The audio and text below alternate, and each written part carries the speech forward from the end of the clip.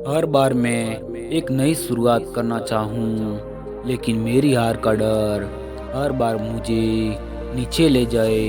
बचपन से जिस प्रकार से हमारी समाज में परवरिश हुई है, वहाँ हमें ये सिखाया गया है कि ज़िंदगी में कभी हारना नहीं है, हमेशा सबसे आगे रहना है। और इस प्रकार के विचारपन अपने के कारण उस बच्चे के मन में हार के प्रति एक डर पैदा हो जाता है। जब भी हम किसी बच्चे को अच्छे अंक लाने के लिए चॉकलेट देते हैं और ख़राब अंक आने पर उसे डांटते हैं, तो हम जाने अनजाने उसके मन के अंदर डर पैदा कर रहे होते हैं। और कहते हैं, बच्चे के मन में बोया गया बीज जिंदगी भर पलता है। वो बच्चा जीवन में हमेशा एक नई शुरुआत करने के लिए डरता रहेगा, और इसका जिम्मेदार कौन है। इसलिए अपने बच्चे के मन में ऐसे बीज बोए कि वो अपनी हार से डरे ना, कभी जीवन में शुरुआत करने के लिए उसके कदम पीछे ना हटे। आज की गौतम बुद्ध की कहानी सुनाने वाला हूँ। उसमें आपको दो ऐसे सूत्र मिलेंगे जिसे जानने के बाद आप जीवन में नई शुरुआत करने के लिए डरोगे नहीं, बल्कि हर शुरुआत बड़े जोर और उत्साह के साथ करोगे। इससे पहले कि आप इस कहानी में खो जाए, इस चैनल को सब्सक्राइब ज़रूर कर ले। तो आइए कहानी शुरू करते हैं। जो इंसान अपने जीवन में कभी नौकरी नहीं करना चाहता, उसके पास जीवन में कुछ पैसा कमाने के कुछ ही विकल्प बचते हैं, और वो उनमें से एक विकल्प होता है रोजगार। गोपाल की हालत भी ऐसी ही थी। ऐसा नहीं था कि उसने जीवन में पढ़ने की कोशिश नहीं की या फिर नौकरी पाने की कोशिश नहीं की। बचपन से ही वो पढ़ाई लिखाई में इतना तेज नहीं था, इसलिए उसे अच्छी नौकरी नहीं मिल पाई। और जो नौकरी उसे मिली, उसे उसमें पैसा तो कम मिलता था, लेकिन उसमें मेहनत ज़्यादा करवाई जाती थी। उस पैसों से अपना खर्च भी नहीं चल पाता था, तो वो अपने परिवार का खर्च कैसे चलाता। घर में उसकी पत्नी थी, बच्चे थे, माता पिता थे। इतने लोगों का पेट पालना, वो भी कम पैसों के साथ, वो भी इतनी महंगाई में, वो उसके लिए नामुमकिन सा हो गया था। इसलिए उसने एक बार हिम्मत करके अपनी नौकरी छोड़ने का निर्णय लिया। नौकरी छोड़ने के बाद उसने कारोबार करने का फैसला लिया, लेकिन कारोबार के लिए तो पैसे चाहिए, और वो उसके पास था नहीं, तो वो कारोबार कैसे करता। इसलिए उसने कारोबार करने के लिए अपने सगे संबंधियों से, अपने दोस्तों से धन उधार ले लिया। उसने उस काम को ऊंचाइयों तक पहुंचाने के लिए भरपूर जानकारी इकट्ठा कर ली थी। इसलिए उसे इस बात का विश्वास था कि वो इस काम को एक नई ऊंचाई तक लेके जा सकता है। काम शुरू करने के बाद उस दिन काम जोरों पर चला। फिर कुछ दिनों के बाद उसका काम ठंडा पड़ता गया। अब दिन रात उसके सिर पर यही चिंता सवार रहती कि वो अपने दोस्तों और अपने सगे संबंधियों का धन कैसे वापस करेगा। उसे इस बात की बहुत चिंता होने लगी थी, इसलिए वो शराब भी पीने लगा। कहते हैं कि जब नाश मनोज पर चाहता है, तो पहले विवेक मर जाता है। मतलब जब भी किसी पर समस्या आती है, तो सबसे पहले उसका विवेक यानी कि उसकी बुद्धि मर जाती है। और यही गोपाल के साथ हो रहा था। अब उसके अपने परिवार के साथ लड़ाई झगड़े बढ़ने लगे थे। दिनों दिन बीतने के साथ उसकी हालत और भी ज़्यादा हालत ख़राब होती जा रही थी।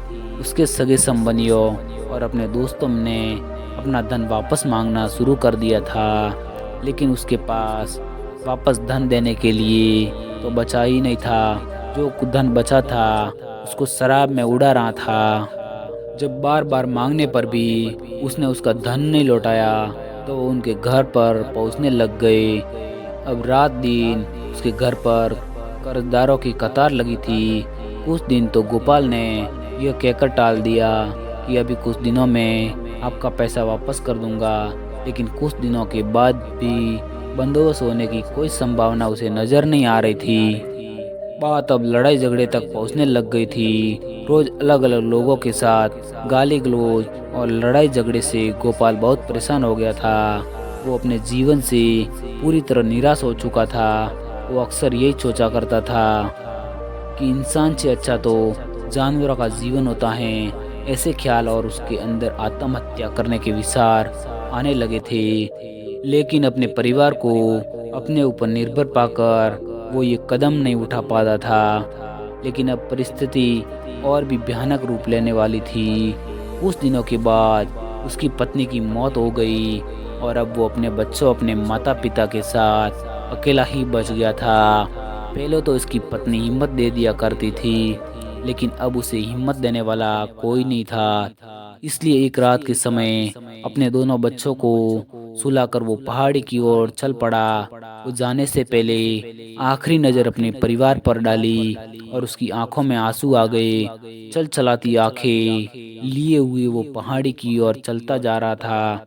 अब वो बस अपने शरीर से, अपनी ज़िंदगी से, अपनी रूह से आज़ादी चाहता था और ये आज़ादी उसे मौत ही दिला सकती थी। जब वो उस पहाड़ी की ओर जा रहा था तो रास्ते में उसे एक चिता के पास एक बौद्ध भिक्षु को देखा।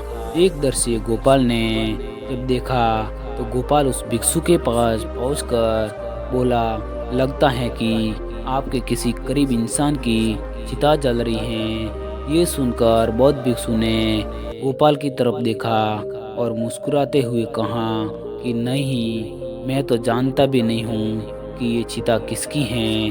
गोपाल चौंक कर बोला, तो आप इतने ध्यान से ये चिता क्यों देख रहे हैं? ये सुनकर बौद्ध भिक्षु ने कहा कि इस जलती हुई चिता को देख रहा हूँ। इंसान पूरी जिंदगी जीतने की कोशिश में लगा होता है, ये पता होते हुए भी कि मौत सबसे बड़ी हार है। जब आपको पता है कि मौत निश्चित है, मौत परम सत्य है, मौत को कोई नहीं टाल पाया, तो जीवन में फिर किसी भी हार के क्या मायने रह जाते हैं।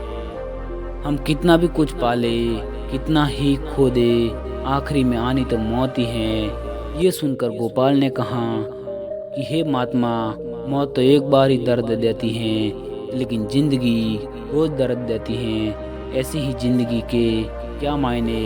इस पर बौद्ध भिक्षु मुस्कुराते हुए बोले, इसका मतलब है कि ज़िंदगी और मौत दोनों के कोई मायने नहीं हैं, दोनों की एक ही सिक्के के दो पहलू हैं।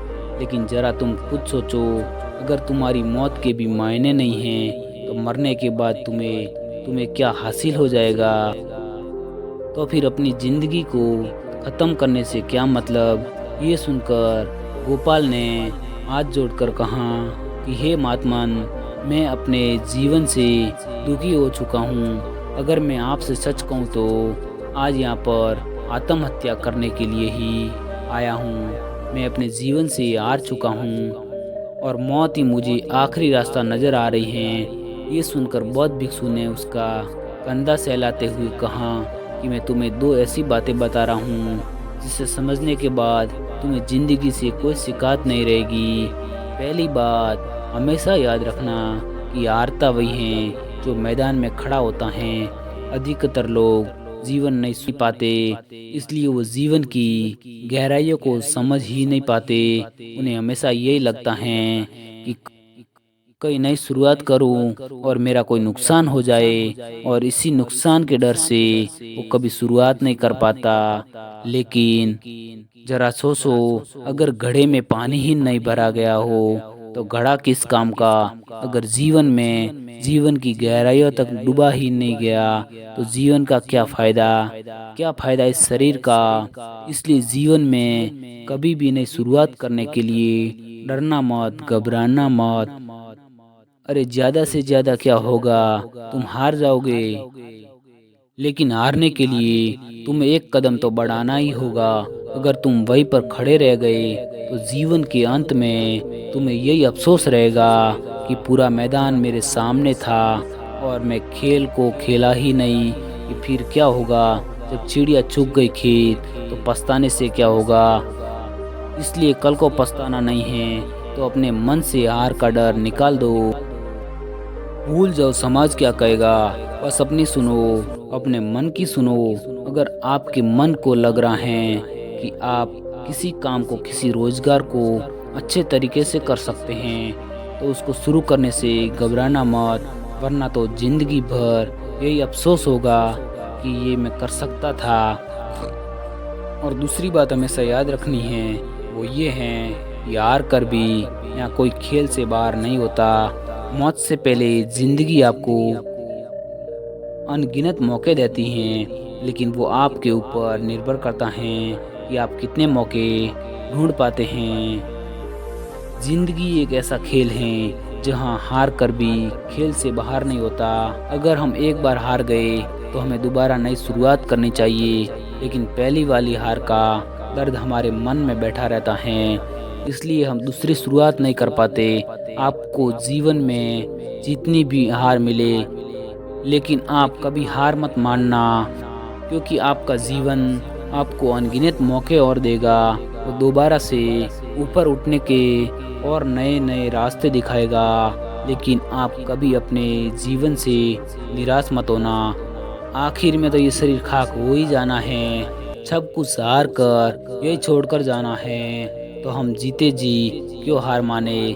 कम से कम हम अपने जीवन को कोशिशों का एक सागर तो बना सकते हैं। चलिए मान लिया कि जीवन में कुछ नहीं पाया, लेकिन हमने जीवन में कोशिश तो की है, हमने जीवन को अनुभव तो किया है। कम से कम जीवन से खाली हाथ तो नहीं लौट रहे हैं। इसलिए मन को आज ही आग लगा दीजिए और एक नई शुरुआत करिए। देखिए नई शुरुआत आपको नया हौसला देगी। मन के हारे हार, मन के जीते जीत। इसलिए अपने मन में उमंगे भरिए, उत्साह भरिए, जोश भरिए और एक शुरुआत करिए। तो मिलते हैं अगली कहानी में। तब तक के लिए अपना ख्याल रखिए।